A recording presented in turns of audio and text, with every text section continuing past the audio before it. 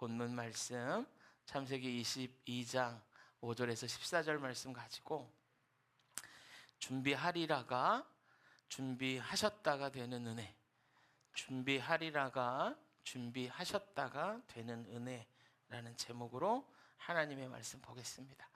할렐루야. 자, 우리 읽은 말씀 중에 5절만 한번 손으로 짚어보세요. 자, 5절. 자, 짚으셨어요? 자, 이 5절 안에 창세기니까 22장, 21장이니까 성경이 이제 얼마 되진 않았지만 이 성경에서 처음 나오는 아주 중요한 단어가 나와요. 5절에. 자, 한번 보시겠어요? 5절. 아브라함이 종들에게 이르되 너희는 나귀와 함께 여기서 기다리라. 내가 아이와 함께 가서 예배하고 우리가 너희에게로 돌아오리라 하고. 무슨 단어일까요? 이 중에. 네.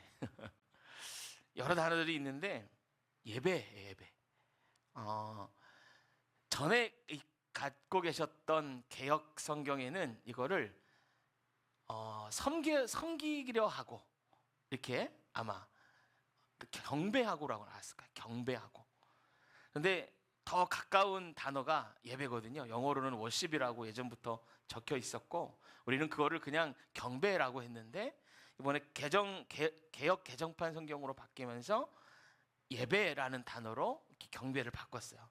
그래서 창세기 22장 5절은 예배라는 단어가 성경에 처음 나오는 것이에요. 굉장히 의미 있는 그러한 구절이죠. 그 전에는 하나님께 예배하는 것을 제사라는 말로 사용을 했었죠. 물론 이 다음에도 제사라는 말을 많이 사용하긴 하지만 그래도 성경에서 예배라는 단어가 언제 처음 나왔습니까? 그러면 창세기 22장 5절이에요. 여기서 처음 나왔어요. 여러분, 예배에 대해서 어떻게 생각하시나요? 여러분들이 예배를 오랫동안 들으셨을 텐데 그러면 굉장히 기억에 남는 그런 예배가 있을까요? 어떤 분들은 목사님의 설교나 우리 드리는 예배가 늘 먹는 밥과 같아서 매달 며칠 날 부모님이 어떤 반찬을 해주셨나 그런 걸 기억 못하듯이 그냥 흘러간다 이렇게 말씀하시는 분들도 있는데 성경에 보면 사도 바울이 자기 병이 있었거든요. 근데 그 병 고쳐달라고 기도한 횟수, 그 횟수를 성경에 내가 3번 기도했다 이렇게 말하거든요. 그러니까 아주 특별한 일. 여러분, 사도 바울 같은 사람이 기도를 얼마나 열심히 했을까요? 밥 먹듯이 기도하고 늘 기도하고 그가 기도할 때 환상을 보고 3층 천, 그러니까 천국에 왔다 갔다 했다 이런 기록이 성경에 기록되어져 있거든요. 그런 분이 늘 기도의 삶을 살았을 터인데도 불구하고 내가 병을 고쳐달라고 육체의 가시 때문에 3번 기도했다라고 쓰는 건 그 3번이 굉장히 특별했다라는 거예요. 이해가 되시죠? 우리가 늘 예배를 드리지만 우리 삶 속에 정말 내 안에 특별했던 예배, 하나님이 예배 가운데 어떤 일을 하셨던, 주님을 만났을 때라든지 처음 하나님이 내 안에 너무 큰 은혜를 주셨던 혹시 그런 예배를 기억하시나요? 저 안에 그런 예배가 어떤 예배가 있을까? 자, 여러분 생각해 볼 때 고등학교 2학년 때 이렇게 부흥회 가운데 하나님을 만났던 모태신앙인데 그동안 교회만 왔다 갔다 하고 다니다가 아마 제 기억으로는 고등학교 2학년 때쯤 됐을 거예요.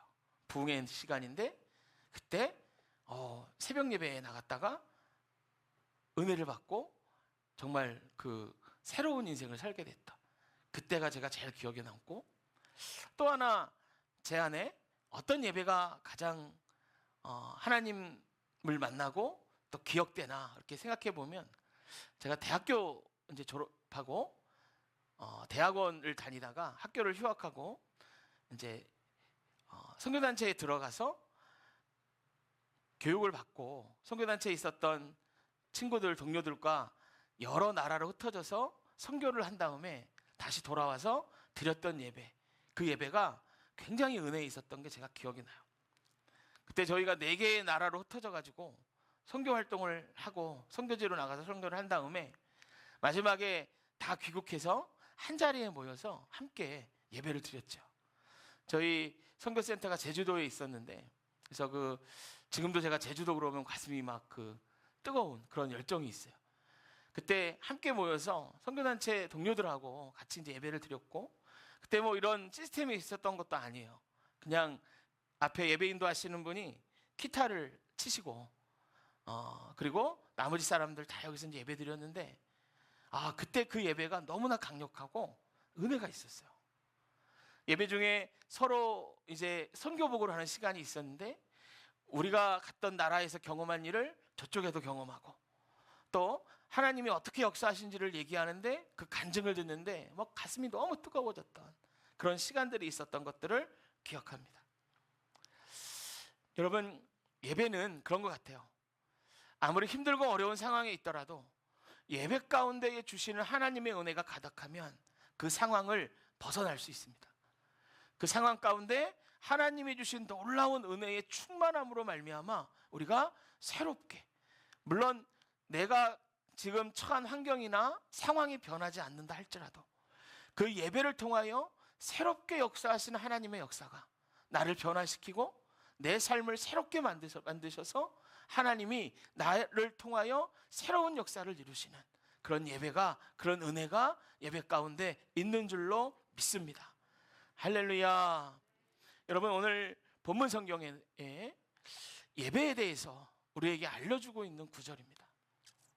예배가 무엇이고 어떻게 예배해야 하는지, 제가 여러분들 잊어버릴만 하면 계속 예배에 대해서 설교하고 말씀드렸던 적이 있었어요. 여러분 기억하실 것입니다.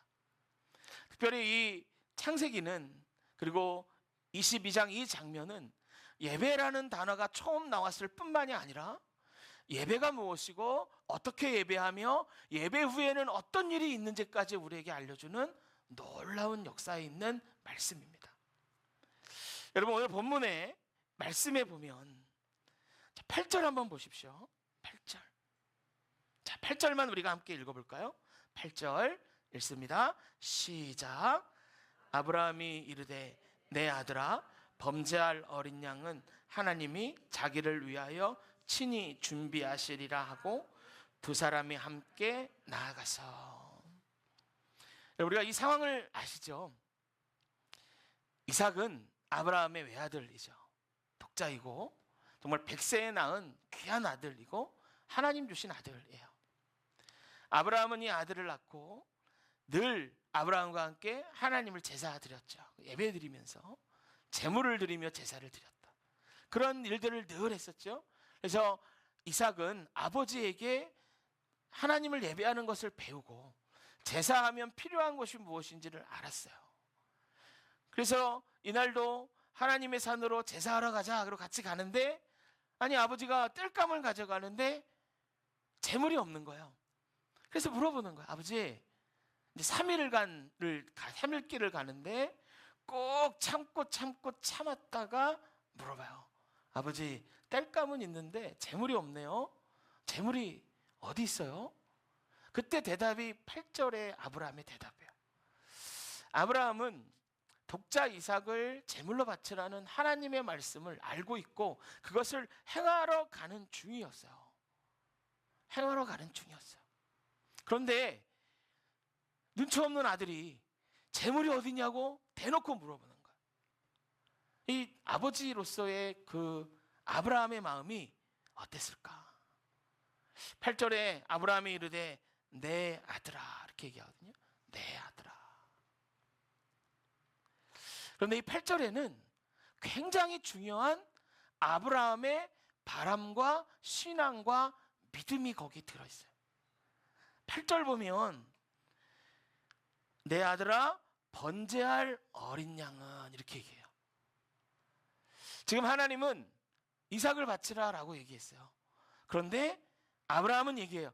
번제할 어린 양은 하나님이 자기를 위하여 준비하시리라. 그건 아브라함의 믿음이었어요. 하나님, 내가 아는 하나님이 내 안에 역사하실 거라는 믿음이 아브라함의 마음 가운데 있었던 거예요. 여러분, 아브라함에게 예배란 무엇이었나? 5절이 아브라함의 예배예요. 아들을 바치는 행위, 그러니까 자기 안에 가장 소중한 것을 드리는 그 행위가 아브라함의 예배였다고요. 그냥 시간 돼서 나오는 게 아니고, 그냥 예배나 한번 가볼까 이게 아니고, 그에게 예배는 이삭과 같은 가치 있는 자기 안에 가장 소중한 것을 드리는 것이 예배였는데, 그 예배할 때 그의 믿음은 뭐냐? 아들아, 번제할 어린 양은 하나님이 자기를 위하여 친히 준비하실 거야. 이게 아브라함의 믿음의 말이었어요. 할렐루야. 여러분, 이걸 기억하세요. 아브라함에게는 예배할 때 소망이 있었어요. 바람이 있었어요. 믿음이 있었어요. 그러나 번제할 어린 양을 하나님이 준비하신다 하는 것은, 그것은 아브라함의 바람이고 믿음일 뿐이지 눈앞에 이루어진 일은 아니에요. 분명히 이건 아브라함의 믿음이긴 하지만 그 믿음은 미래에 있는 것이지, 미래의 일을 얘기하는 것이지 지금 내 앞에 이루어진 건 아니에요. 당장이라도 그 산에서 하나님이 제물을 준비하지 않으면 아들을 드려야 되는 그러한 상황이에요. 그러니까 미래의 일을 얘기하고 믿음으로 선포한 것이죠. 그런데 지금은 여전히 그것은 나의 믿음의 고백일 뿐, 그것들에 대한 하나님의 역사는 경험하지 못했던 그런 상황인 거죠. 그래서 여러분, 우리는 이 아브라함의 말을 이렇게 얘기합니다. 믿음의 말. 따라해 봅시다. 믿음의 말. 믿음의 말. 또 이렇게도 말할 수 있어요. 소망. 소망. 또 바램이라고 말할 수도 있죠. 바램. 바램. 여러분, 이 모든 것은 다 아직 오지 않은 거예요. 미래에 있는 것입니다. 8절에서 아브라함 믿음의 선포는 했지만 여전히 그 일은 미래에 있었을 일이고, 지금 현재 아브라함에게는 그 일이 이루어지지 않습니다. 자, 14절을 보십시다. 14절. 자, 14절을 한번 같이 읽어보겠습니다. 14절. 자, 찾으셨나요? 자, 14절. 자, 읽습니다. 시작. 아브라함이 그 땅의 이름을 여호와 이레라 하였으므로 오늘날까지 사람들이 이르기를 여호와의 산에서 준비되리라 하더라. 할렐루야. 자, 이 14절 우리가 읽은 것과 8절을 비교해 보세요. 8절은 자기의 바램과 소망이었고, 14절의 고백은 그 소망이 이루어진 거예요. 여러분, 14절까지 갈 동안 무슨 일이 있었습니까? 아브라함이 이삭을 바치려고 거기 잔에 놓고 칼을 높이 드니까 하나님이 다급하게 아브라함을 부르세요. 아브라함아, 아브라함아, 잠깐만. 그리고 주변을 들어서 보니까 뿔이 걸린 짐승이 있어서 그거를 갖다가 번제물로 드려요.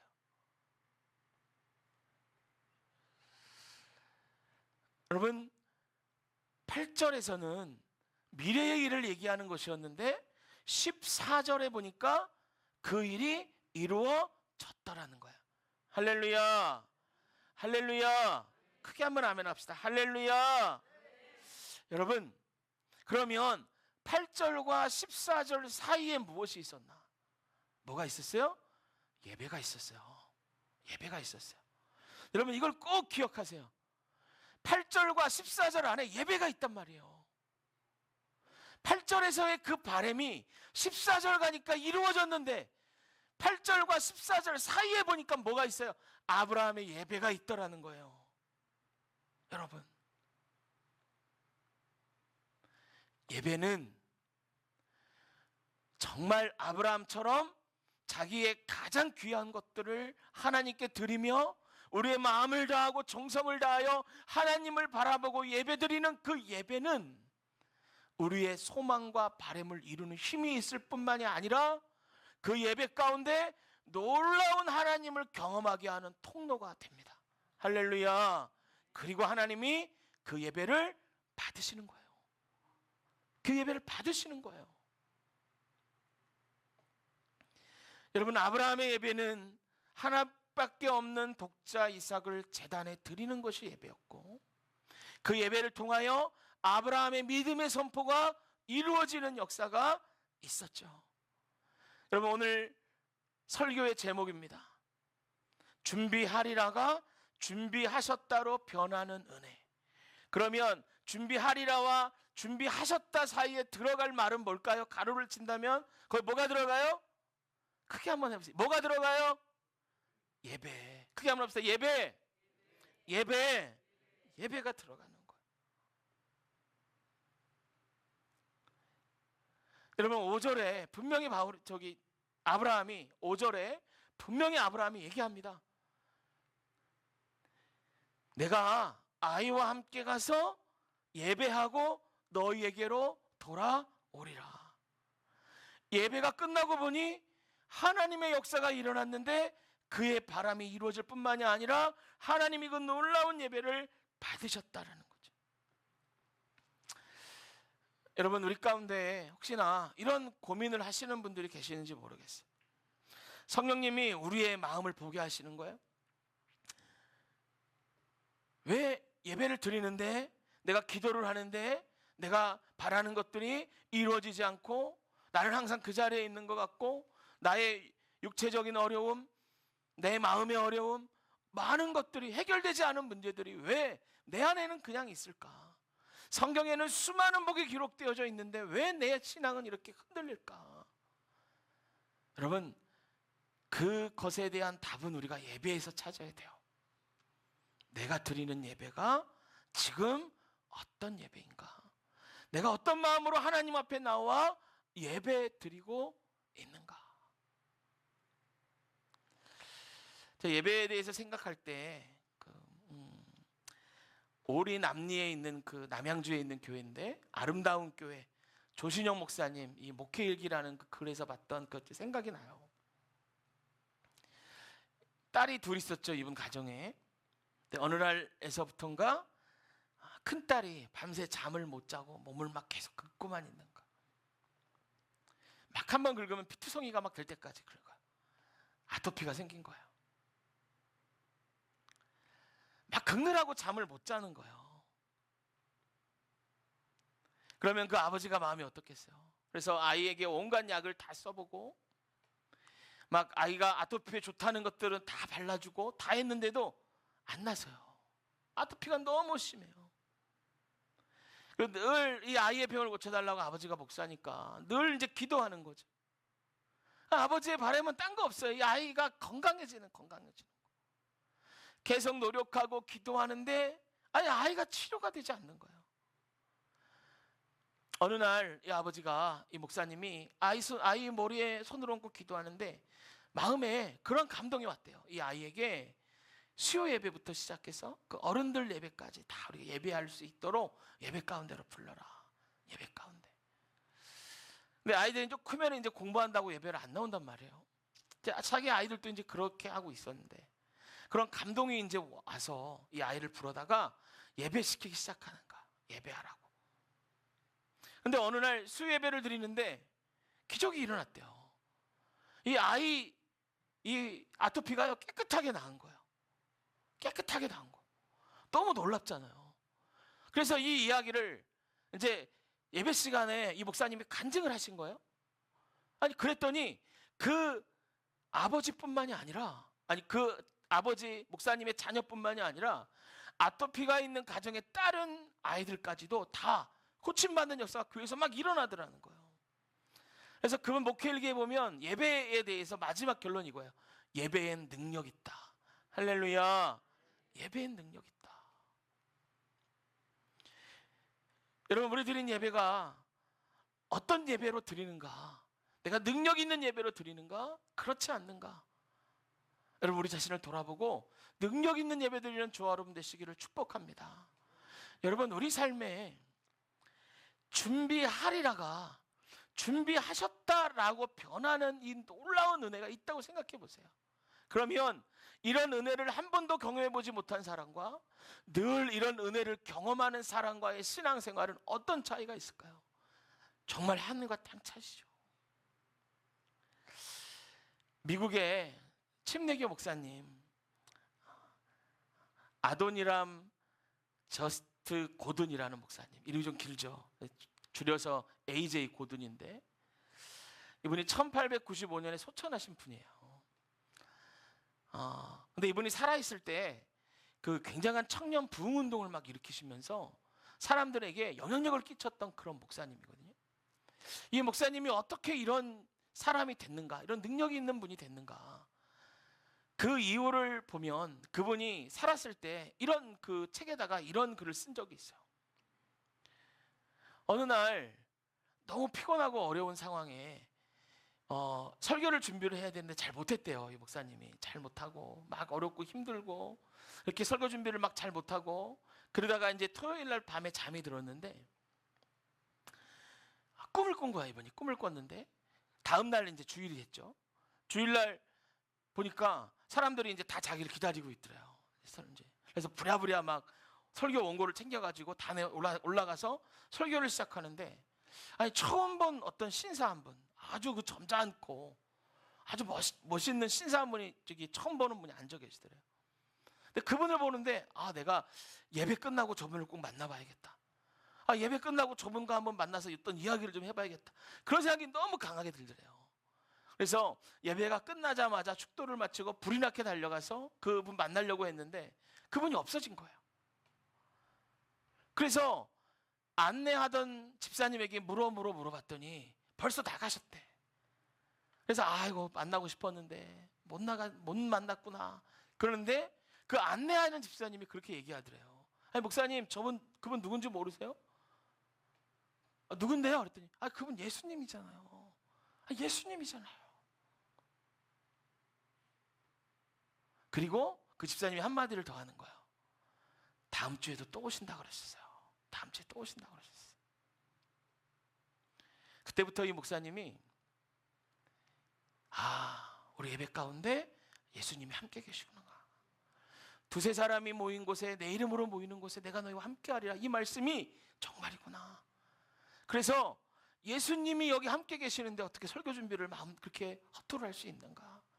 어떻게 예배를 들이든 말든 그렇게 들을 수 있는가? 예수님이 함께 계시는데.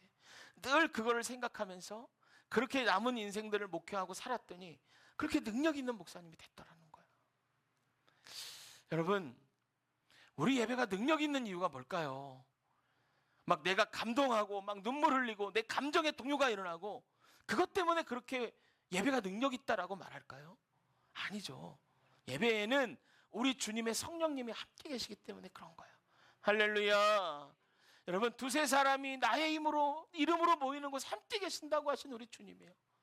그 주님을 기억하고 우리가 그 주님께 나아갈 때 성령 하나님의 은혜가 예배 가운데 부어져요. 그렇기 때문에 예배가 능력이 있는 거예요. 그렇기 때문에 이 준비하리라가 준비하셨다로 변하는 은혜가 예배 가운데 있는 거예요. 할렐루야. 여러분, 우리가 그 은혜를 누리며 살려면 어떻게 해야 되나? 간증이 있는 삶을 살면 돼요. 여러분, 일주일 동안 살면서 하나님과 아무 상관없이 살다가 아이고 예배 시간 됐네 그러고 들어와 앉아 있으면 그게 예배가 되지 않아요.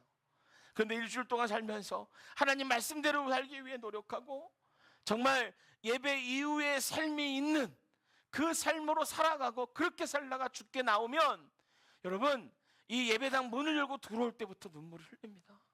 정말 우리 주님이 느껴지지 않을 수가 없어요.